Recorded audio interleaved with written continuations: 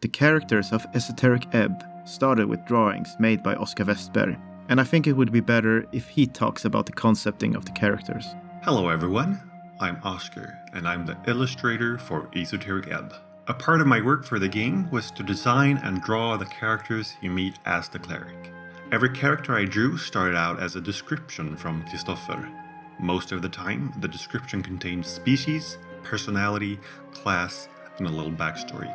A description could be something like this. A massive bluish troll covered in mushrooms. He has either an axe or sharp claws. He's got a nasty personality and will gladly fight you if provoked. Then based on this, I do sketches on pose and apparel. We discuss these sketches and select the best. When the design and pose was finished, I did line art, then base colors, and finally shaded and refined it. The illustration would then be put in the game, and Gibbet would start working on the character's model, texture, and animations. When we got that final character concept, we started working on the 3D model. Turning a 2D concept into a 3D model can be tricky, and we didn't want to mess it up. We wanted it to look the same, but be in a completely different medium. It usually starts with a blocking phase, while we try to get the proportions and scale right. You might notice that the characters are quite high poly. That's mostly to give us the freedom to match the concept as close as possible. The performance of the game is not really limited by poly count, so we had some room here. But still, we need to keep it reasonable. Just enough detail to make the characters and objects readable. We then UV map the characters.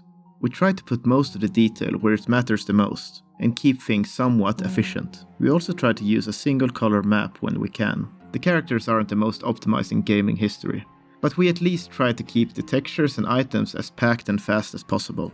All weapons, for example, they share a single texture. The painting stage is probably the most fun. We start to match the base colors, using the same palette as the rest of the game. We then move into the secondary colors and details. After that, we work on the line art. We usually have the concept right next to us, and try to match the style and lines as close as possible. Some characters didn't have 2D concepts, so we needed to come up with them. To make those characters, we took inspiration from what we like Framåt, mina odödliga krigare!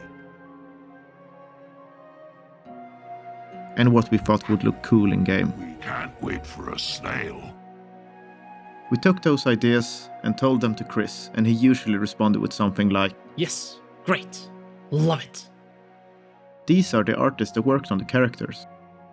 And that's how we made the characters for Esoteric Ebb. In the next video, we will talk about the animations. Until then, have a wonderful time.